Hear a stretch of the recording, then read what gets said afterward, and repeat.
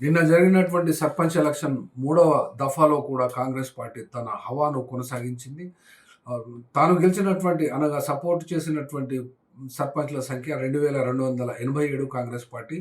BRS party ఒక 1144, BJP party 222, అన్యులు, independents మరియు లెఫ్ట్ ఇవన్నీ కలిపితే 489.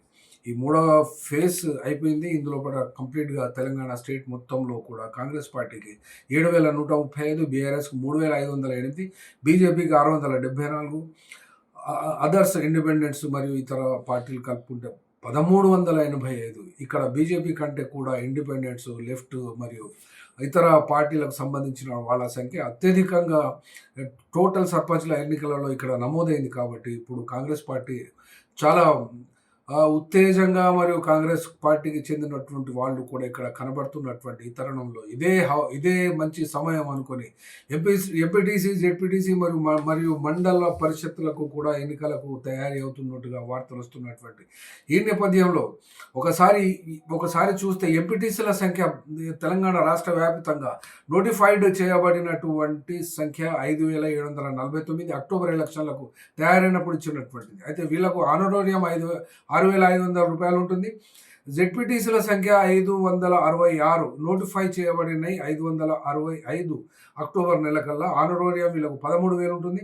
మండల్స్ టోటల్ 565, జెడ్పీటీసీలు 566, ఎంపీపీల సంఖ్య కూడా 566, జిల్లా పరిషత్లు 31 ఇవి ఉంటాయి. కాబట్టి జిల్లా పరిషత్తుకు వచ్చేటువంటి ఆనరోరియం ₹1,00,000 నెలకు ఉంటుంది. అట్లాగే ఎంపీపీలకు కూడా 13,000 ఉంటుంది. ఈ లెక్క ప్రకారంగా మళ్ళీ ఎన్నికలకు రంగం సిద్ధమవుతున్నట్టుగా వార్తలు వస్తున్నటువంటి ఈ నేపథ్యంలో ఈ ఎన్నికలు జరగడం అనేది బ్యాలెట్ పేపర్ల ద్వారా జరిగినాయి. కాబట్టి ఇక్కడ బీజేపీ పార్టీ యొక్క తన స్థానాన్ని మూడవ ర్యాంకుకు దిగజార్చుకున్నది, లేదా ప్రజలు దిగజార్చినట్టుగా ఇక్కడ కనబడుతుంది. అన్ని అనగా అదర్ మరియు లెఫ్ట్, ఇండిపెండెంట్లు ఇవన్నీ కలిపితే 1385 మంది వీళ్ళు గెలిచారు. కానీ టోటల్గా బీజేపీ పార్టీకి వచ్చినటువంటి 674. కాబట్టి తెలంగాణ రాష్ట్రంలో కాంగ్రెస్ పార్టీ హవానే ఇక్కడ కొనసాగుతున్నది. లెఫ్ట్ పార్టీస్ తర్వాత స్థానంలో రెండవ స్థానానికి బీఆర్ఎస్ పార్టీ మాత్రం ఖచ్చితంగా ఇది దక్కించుకున్నది.